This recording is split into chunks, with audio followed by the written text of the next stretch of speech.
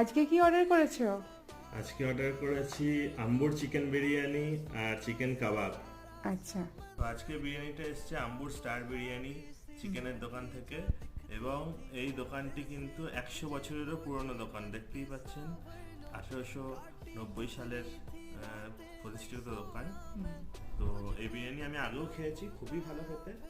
আচ্ছা, এখানে এরা দিয়েছে একটা বেগুনের তরকারি বিরিয়ানির সাথে, যেটা সাউথ ইন্ডিয়ান আম্বুর বিরিয়ানির সাথে দেয়। এটা একটা দই দিয়ে আর পেঁয়াজ দিয়ে বানানো রায়তা।